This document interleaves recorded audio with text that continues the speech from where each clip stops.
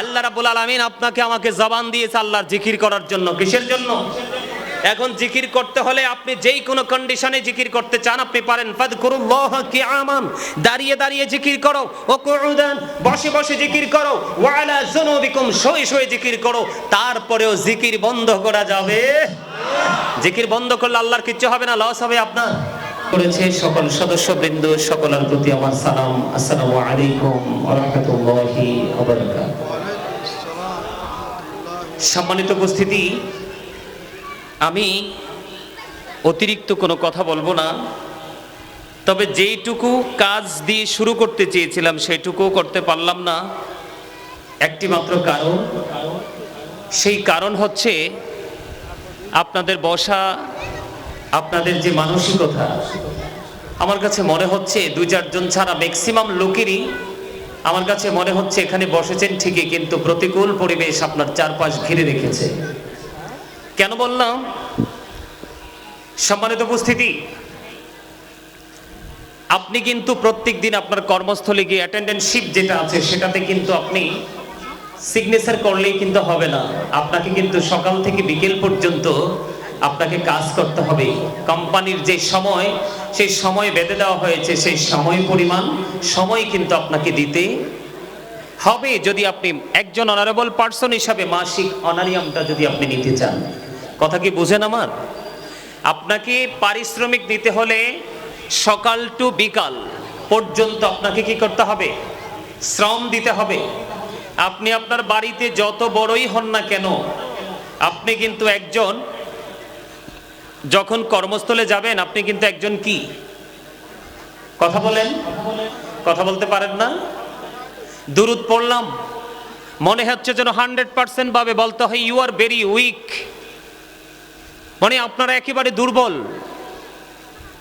জিকির করেছি, জিকিরের সময় মানসিকতা একেবারে স্থির ছিল না আপনাদের। কারণটা কি? আজকের এত সুন্দর বাগান, আমাকে এই বাংলাদেশের একবারে শেষ প্রান্ত কুমিল্লা জেলা আমার বাড়ি, এই যে যারা আমাকে ইনভাইট করেছে, আমারে ভাই না আলমগীর ভাই, আরো কে কে আছে, কত যে বিরক্ত আমাকে করছে, আসতে চাইনি, আজকেও রাগ করছি আসার পরে তাদের সাথে।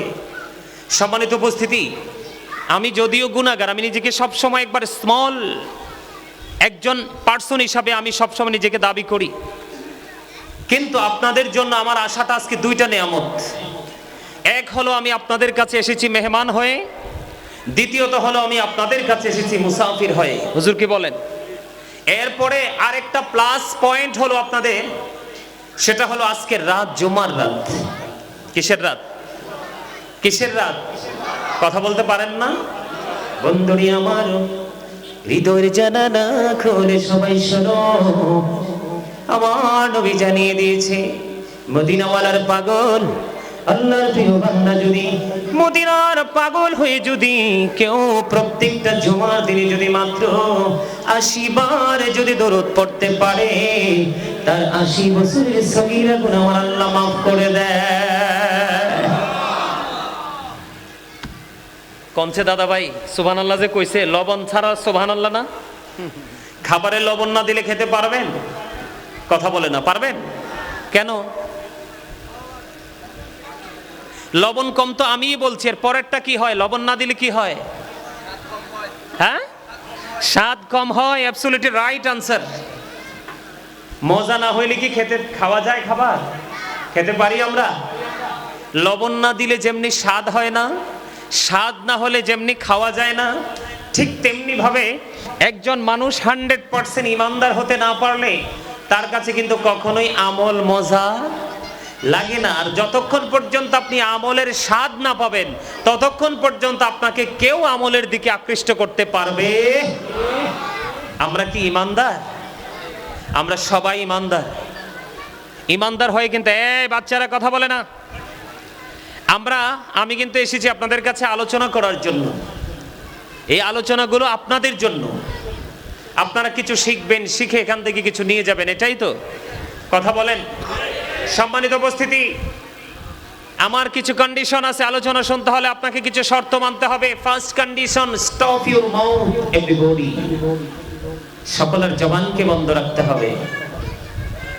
সেকেন্ড কন্ডিশন, দ্বিতীয় শর্ত, you listening my lecture very attentively.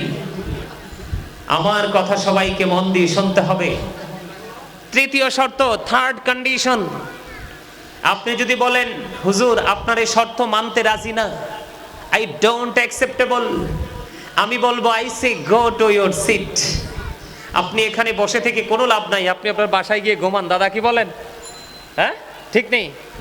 আপনি আপনার বাসায় গিয়ে ঘুমান, এটা আপনার জন্য অনেক বেটার। শারীরিকভাবে একটু স্বস্তি পাবেন, তবে ওপারে গিয়ে ফিউচারকে ব্রাইটনেস করা যাবে না, ওখানে কোনো কিছুই মিলবে না। আমরা তো এখানে এসেছি পরকালের বাজার করতে। কথা বলে বুঝেন না? মা কি করতে এসেছি এখানে? বাজার করতে। এটা কিন্তু শপিং কমপ্লেক্সের মতো, যার মানে যার টাকা বেশি সে সবচেয়ে ভালো জিনিস খরিদ করতে পারবে, তাই না? এখানে যার মনোযোগ বেশি সেই এখান থেকে সবচেয়ে বেশি স্কোর নিয়ে এসে বাড়ি ফিরতে পারবে। কথা কি বুঝছেন আমার? এখন আপনার মানসিকতাটাকে যদি আপনি এখানে স্থির করতে চান, মসজিদে গিয়ে স্থির করতে চান, পবিত্র কাজে যদি আপনি আপনার মানসিকতাটাকে একবারে স্থির করতে চান, তাহলে আপনাকে আগে নিজেকে নিজে চিনতে হবে। কি করতে হবে? একজন মানুষ যদি নিজেকে নিয়ে সমালোচনা করতে পারে, এর চেয়ে বড় বুদ্ধিমান আর কেউ হতে পারে? আরেকটা কথা আপনাদেরকে বলি, ঘুমন্ত মানুষকে কিন্তু জাগানো একেবারেই সহজ, কিন্তু জাগ্রত থেকে যে ঘুমের অভিনয় করে তাকে কশিনকালেও জাগানো সম্ভব। আমরা কিন্তু ঘুমাইলে ঘুমাবো আর জাগ্রত থাকলে থাকার মতো থাকবো। কথা ঠিক কিনা বলেন? কথা কি বুঝে আসে আমার? আরো জোরে কথা বুঝেন। যদি বুঝেন আমি আপনাকে একটু চিনাই, তাহলে আপনি বুঝতে পারবেন আপনি কত বড় বাহাদুর, আমি কত বড় পাওয়ারফুল পারসন। আমি নিজেকে একটু ছোট্ট করে ব্যাখ্যা দিব। আমার আলোচনা যদিও এটা নয়, কিন্তু আমার আলোচনাটা আজকে এখানে করতে হবে, কারণ আমি আপনাদেরকে এসেই দেখেছি আমার দাদাভাই আলোচনা করতেছে, আপনারা মনে হয় যে উদাসীনতার মধ্যে আছেন, মনোযোগ ছিল না। আমি আপনাদেরকে দেখেছি, আপনারা রাগ করবেন না প্লিজ, কারণ আমি আপনাদের শত্রু নই, বন্ধু হয়ে এসেছি। কেন জানেন? আল্লাহ রাব্বুল আলামিন বলেছেন, join with my dear people, come to my paradise. Allah রাব্বুল আলামিন বলেছেন, join with my dear people, come to my paradise, ফাদখুলি ফি ইবাদি ওয়াদখুলি জান্নাতি। আল্লাহ বলেছেন, ফাদখুলি ফি ইবাদি, join with my dear people, আমার প্রিয় লোকদের সাথে যুক্ত হও, কাম টু মাই প্যারাডাইস ওয়াদখুলি জান্নাতি, আমার জান্নাতে চলে আসো। ওয়াসলে বলেন সুবহানাল্লাহ। হক্কানি আলেম এবং হক্কানি আল্লাহর ওলিদেরকে ভালোবাসা জান্নাতে যাওয়ার সোজা দলিল দিয়েছে কে? সূরাল ফজর 29-30 নাম্বার এই দুইটা আয়াত। আপনাদের কাছে ভাল লাগে না কথাগুলো? কার কার কাছে ভাল লাগে দুই হাত তুলে দেখান, সোজা করে, একবারে সোজা। মারহাবা, হাত নামান। আমি সিম্পল ভাবে আপনাদেরকে বলছি, এই যে আমরা যারা স্টেজে আছি, আপনারা যারা এখানে আছেন, আমরা সবার সোজা একটা পরিচয় হলো আমরা মানুষ। মানুষ না?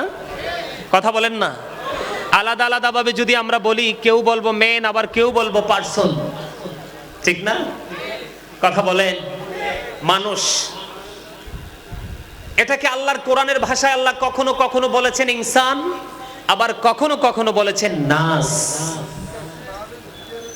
এটা হলো বডি স্ট্রাকচারটা, মাথা থেকে পা পর্যন্ত। আমার দিকে তাকান, মাথা থেকে পা পর্যন্ত এটার নাম হচ্ছে মানুষ। কিন্তু শুধুমাত্র এই মানুষটা যেটা, এটা কিছু কিছু ক্ষেত্রে বেহুশ। কথা বলে না? এই মানুষটা যেটা মাথা থেকে পা পর্যন্ত বডি স্ট্রাকচারটা, এটা কিছু কিছু জায়গায় কি বেহুশ। বেহুশ না? বেহুশ। জি ঠিক আছে, ভালো থাকবেন। এটা কিছু কিছু জায়গায় বেহুশ। যেমন বেহুশটা কেন বললাম? বেহুশ বলার কারণ হলো, আমরা ঈদে মিলাদুন নবী করি, আর একদল সিরাতুন নবী করে। কথা কয় না? আরে জোরে। আজকে নবীর মিলাদ, আজকে নবীর আগমন, আজকে তো নবীর আদর্শ না। কথা বলেন? আজকে তো রাসূলের কর্মদিবস না, আজকে তো রাসূলের ইনস্ট্রাকশন দিবস নয়, আজকে রাসূলের আগমন। কি কথা বলে না? তো মিলাদ তো নবীর আগমনকে বোঝায়। সিরা ইহদিনাস সিরাতাল মুস্তাকিম আমরা সবাই জানি তো, কথা বল না কেন? সিরাত মানে হচ্ছে রাসূলের আদর্শ।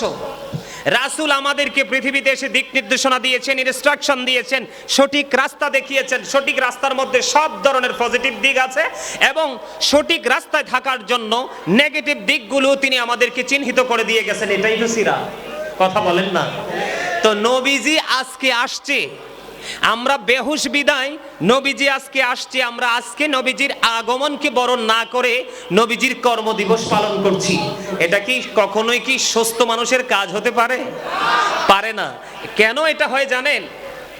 এটা শুধু দেহেই মানুষ, কিন্তু আসলে ভিতরে আরেকটা মানুষ আছে। সেই মানুষটা আল্লাহর কোরআনের ভাষায় এই মানুষটার নাম হলো রূহ।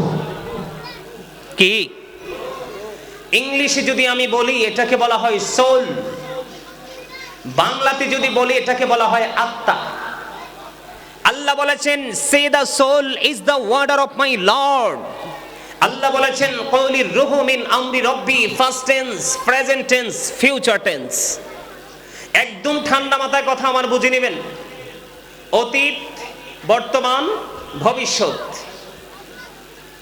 যখন আমরা ছিলাম না পৃথিবীতে তখনও ছিলাম ওই কোথায় আলমে আরোহায় রুহের জগতে। পৃথিবীতে এখনো আপনি আমি নাই, বাবা মাও জানে না, আপন স্বজন কেউ জানে না, তখনও কিন্তু আপনি আমি ওখানে ছিলাম। বাবা মায়ের মাধ্যমে যখন বডিটা তৈরি হলো মায়ের ওদরে, তখন ওখান থেকে ট্রান্সফার হয়েছে স্টেজ, এটা স্থান পরিবর্তন করেছে, প্লেসটাকে চেঞ্জ করেছে। এটা চলে আসলো কোথায়? পৃথিবীতে। দেহ এবং রুহ দুটো মিলে আমি মানুষ হয়ে পৃথিবীতে আসলাম। আসার পরে যখন আবার যাওয়ার সময় হবে, খেয়াল করবেন মাঝখানে একটা সময় দুটো এক, ফার্স্ট টাইমও আলাদা, লাস্ট টাইমও আলাদা। শেষে কিন্তু দেহ পৃথিবীতে, রুহ কিন্তু চলে গেছে। তখন কি বলা হয়? Dead body. এই আলোচনা তো করতে পারবো না, ওদেরকে একটু থামাও না তোমরা।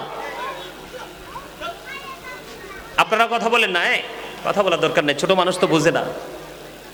তাহলে দেহ থেকে যখন দেহে রুহু ছিল না তখনও আমি সুলাইমান ছিলাম। যখন দেহ রুহু দুটো এক আছে তখন আমি সুলাইমান আছি, আব্দুর রহিম আছে, আব্দুল জলিল আছে, আছে না নাই? কিন্তু যখন আবার এই দেহ থেকে রুহুটা আলাদা হয়ে যাবে, ডিভাইড হয়ে যাবে, তখন কিন্তু I am a dead, you are dead. আপনি আমি আমরা সবাই মৃত। এখানে আমি আপনাদেরকে একটা জিনিস বুঝাইতে চাইছি, সেই জিনিসটা হলো এইখান থেকে আপনি আমি কি বুঝতে পারলাম? মানুষের আসল সত্তা কি তার দেহ নাকি তার আত্মা? আত্মা। মানুষের আসল সত্তা হলো কি? তার আত্মা। দেহে যতক্ষণ রুহু আছে তখন আপনি আমি আছি, যখন থাকবে না তখন আপনি আমিও থাকবো। তো মানুষের আসল সত্তা যদি আত্মা হয়, তাহলে এখানে কি শুধু দেহ থাকবে নাকি দেহের মাঝে আত্মাটা সহ থাকবে? আত্মাটা সহ থাকবে। যদি আত্মাটা সহ এখানে রাখতে পারেন তাহলেই সফলতা সম্ভব, অন্যথায় সফল হওয়ার কোনো সুযোগ নেই। আছে বন্ধুরে আমার, দাইলাবি শরীফের মধ্যে এসেছে হাদিস খানা।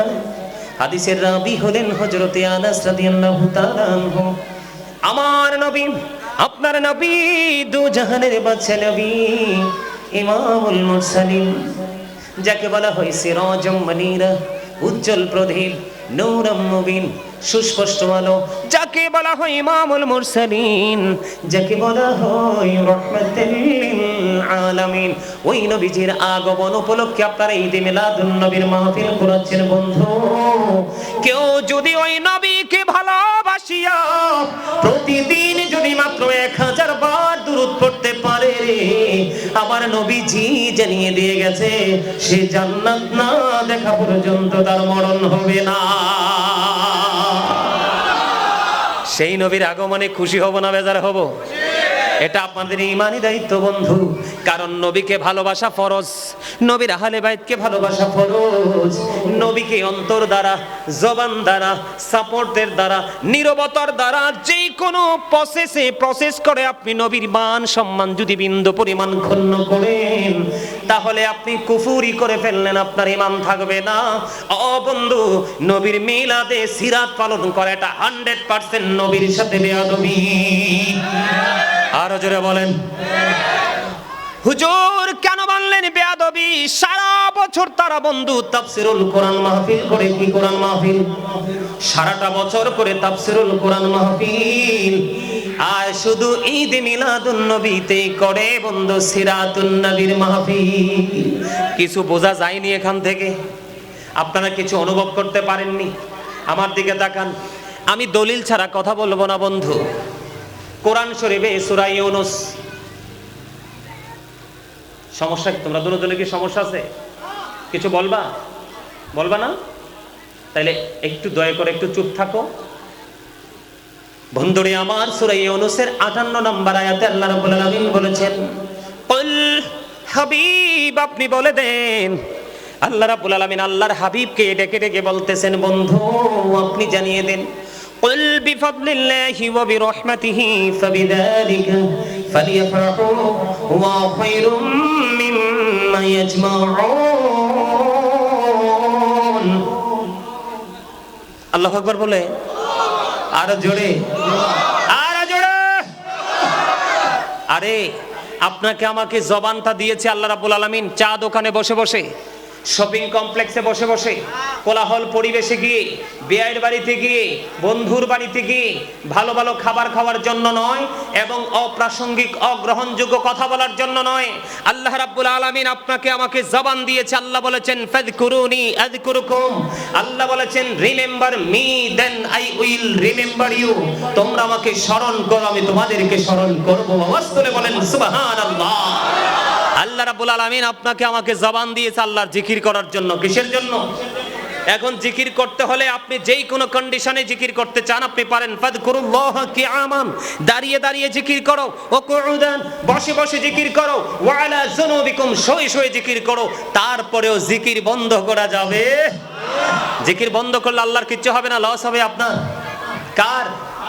হাদিস শরীফের মধ্যে বন্ধু ছোট্ট একটা অংশ, অনেক লম্বা হাদিস।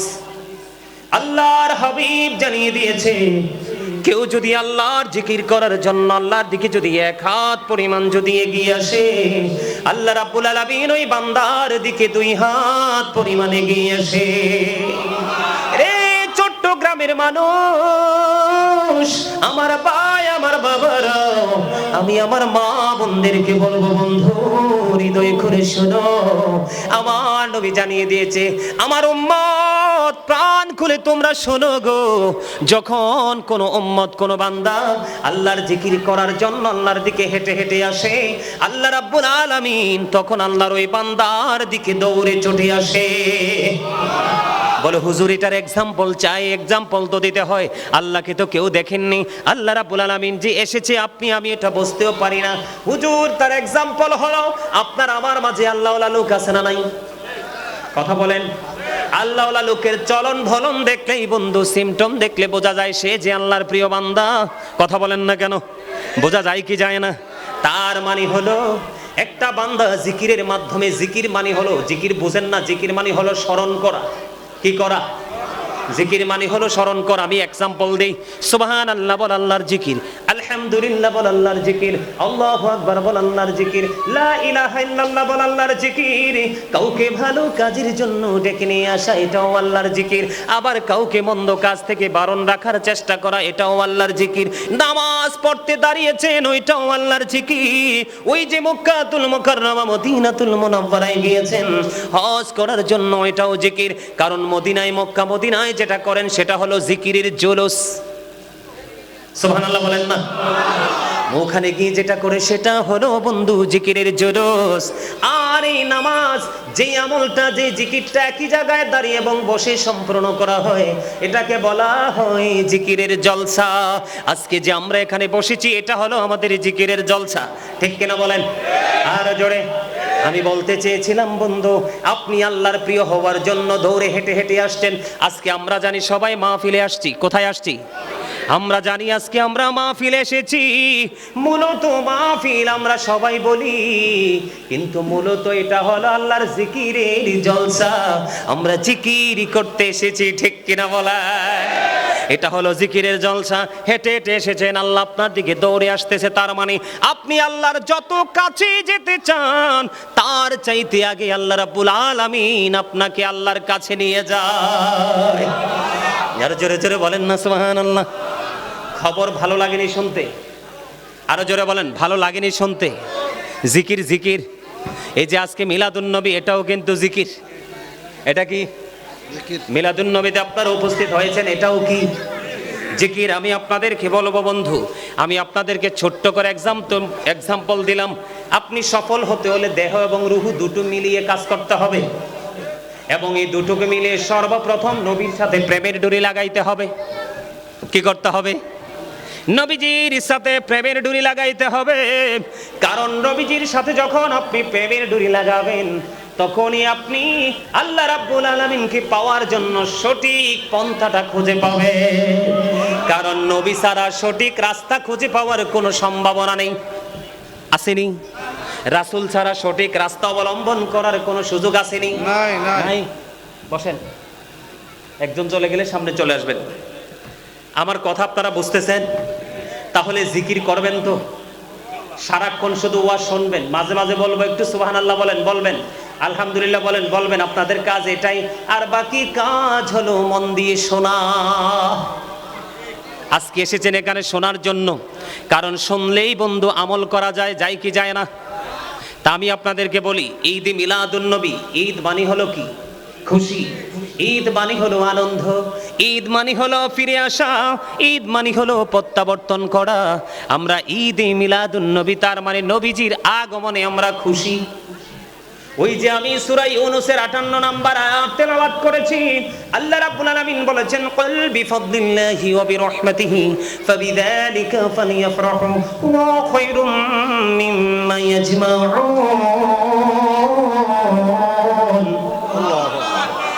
আল্লাহ রাব্বুল আলামিন বলে দিয়েছে, হাবিব আপনি জানিয়ে দেন, তোমরা যে আল্লাহর নিয়ামত পেয়েছো, আল্লাহর ফজল পেয়েছো, আল্লাহর পক্ষ থেকে আসা রহমত পেয়েছো, এই আনন্দ সেই রহমত পেয়ে, আল্লাহর ফজল পেয়ে ফালিয়াফরাহু, তোমরা আনন্দ উৎসব করো। সুবহানাল্লাহ বলেন না?